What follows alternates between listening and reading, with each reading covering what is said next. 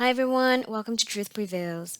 Today I'm going to be talking about defamation and the fact that defamation causes real damage and there shouldn't be an expiration date for accountability for defamation. If you can defame someone, you should be ready to deal with the consequences.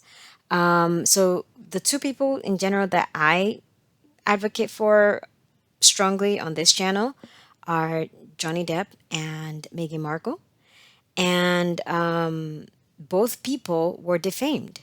So, what are the effects? Well, let's start with Johnny Depp. Towards the end of the trial, or at the end of the trial, people were talking about how this was the first time that they had ever seen him. Well, the first time since a long time that they had seen him smile that much, right? So a lot of people talked about how, like, literally, the whole defamation didn't just affect his career, but it took a toll emotionally on him. Same thing, if you watch the docu series, the Harry and Meghan, which I hope everyone watches, don't just listen to the media telling you not to watch it. You would notice that during the time, while she was really in it with the lawsuit with Daily Mail for printing her letter after they had redacted, like things that make her seem like a nice, decent daughter. And so she herself, she looked, I mean, looking at it from, she looked horrible. She looked like, she looked like her attention wasn't there. Like, Harry would be talking to her and she would be like, huh? Like this was really taking a toll. And eventually she miscarried her baby.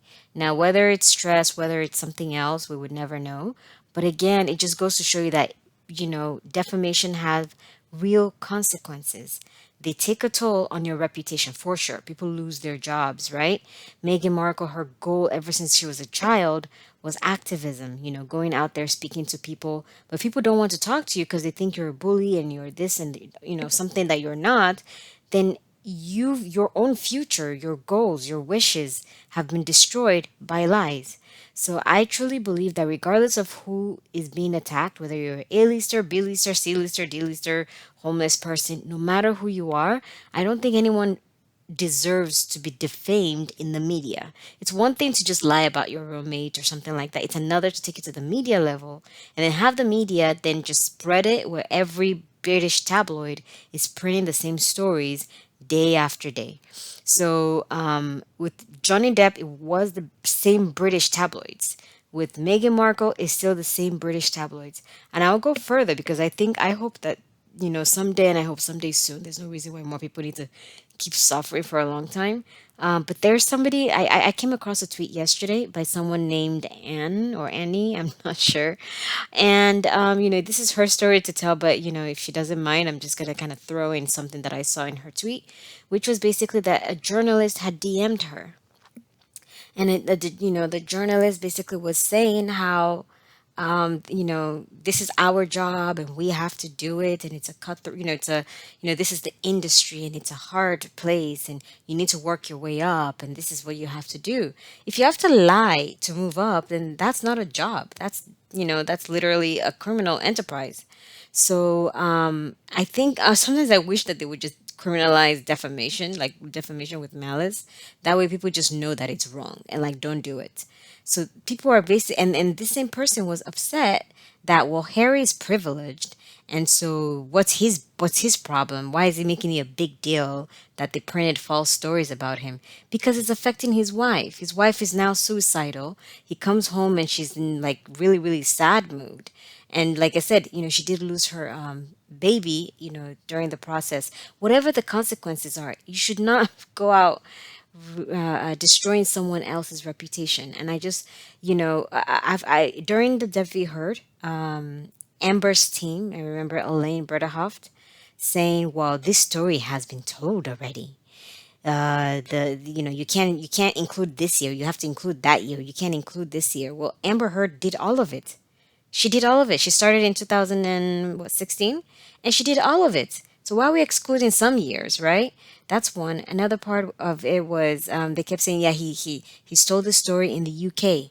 So no more talking about it. Well, the perpetrator has not been accountable, and the story has not been spread out to the world so people can actually see who was lying, and the person whose reputation was lost can gain it back. So a lot of people agreed with that for sure. Yeah, yeah, absolutely.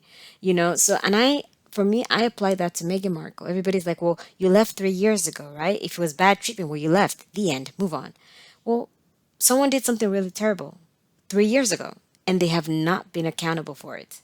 In fact, they're still doing what they did. You can't if you don't apologize, if you don't know that you did something wrong, you'll keep doing it again. And that's what's happening with Meghan Markle. Even when she's not speaking, I think there was an article that was written and people were saying in the comments that this was literally a tweet, someone's fantasy. Meghan Markle wasn't speaking, someone just had a fantasy. And they attributed someone else's fantasy, who's just a fan, to Meghan Markle, like she said something. And this is just a few days ago. So it's like it needs to stop, then the person can move on, right? It needs to stop. And personally, I hope that they can stay, someone can make them accountable personally. Because to me, there's no difference between a defamation involving a Meghan Markle, she's a human being, just like Johnny Depp, and a defamation of Johnny Depp. Because it's this, it's like someone is ruining your name. Someone is trying to destroy you. I don't want anyone to destroy men, just like I don't want anyone to destroy women. I don't want anyone to destroy anyone. So I just hope that we're looking at these things. Okay, Meghan Markle has her own sins. I don't know. They said she lied about this. When I've done my research, everything she said has checked out. But let's say she lied about some things. But that has nothing to do with the media's own lies, right? Her actions are her actions. How about the media be accountable to their own actions as well? And that's why that's a problem. Now, why do I think that this is the time to fix this? Because the news will cycle again and people will forget this again until, I don't know, the next 5 years, 10 years, 20 years, when someone else goes through this again. This could even happen this year, right? To someone else. One other reason why I thought it was important to basically make a video on this is that as bad as this was for Johnny Depp and Meghan Markle, in my opinion, they're still more privileged than other people who are going to experience defamation at the hands of the British tabloids. These two are Americans because I also see all over the internet. Well, you guys should mind your business. You are Americans. Why are you talking to UK about UK tabloids? We love our tabloids just fine. Well, the two people who have been victims that I just mentioned are both Americans. Both Americans, and both could have, the consequences could have been way worse than it was. And if you watch the Johnny Depp trial, you can make that, you can decide that for yourself. The Meghan Markle, she talked about being, suicidal. She was just, if she didn't get outside with her husband, if he came back, she wasn't going to be there. She, like, that was how. So I just feel like, at some point, hopefully, fingers crossed, wishful thinking, prayers that both Johnny Depp and Meghan Markle are going to be in a good place, and they'll be safe and everything will be fine. And, but the next person that the British tabloids chooses to be their next victim may not be so lucky, right? They may not be so lucky. When we've seen what happens. It starts with the media, then people who believe the media go on to make content on YouTube, go on to write tweets, and then things spread out, and people think that someone is someone that they're not, right? And so, I think it's unfair. I honestly think you should be criminal. Like, you should go to jail if you know that you did something this bad where you ruined someone's. I think if they make it criminal, there's no way that journalists would take a chance at doing it. So I truly, truly hope that there comes a day when I like free speech, but if it's malice where you got the true evidence, but you chose to print something else, or at least it will make people want to, what is it called? Double check the sources, right? If you're getting a source from someone who has befriended you, well, the question is, why did they befriend you? They befriend you, they invite you to dinners, knowing you're gonna ask, oh, do you have news for me? And then they give you the news that makes them look good and makes someone else look bad. Why are journalists not even questioning this? They don't question it. Another side of the Meghan Markle saga that I'm just gonna mention a little bit is about her dad and her sister. I'm going to make separate videos on those later on. But it's like, if you've watched them, if you're not just listening to like what someone is telling you, and you actually listen to every detail of what's going on. Meghan Markle's dad left her, like he didn't show, he was invited, he wasn't disinvited. And then, Meghan Markle was left to read that her dad had a heart attack on TMZ, not knowing whether it was real or if it was a lie.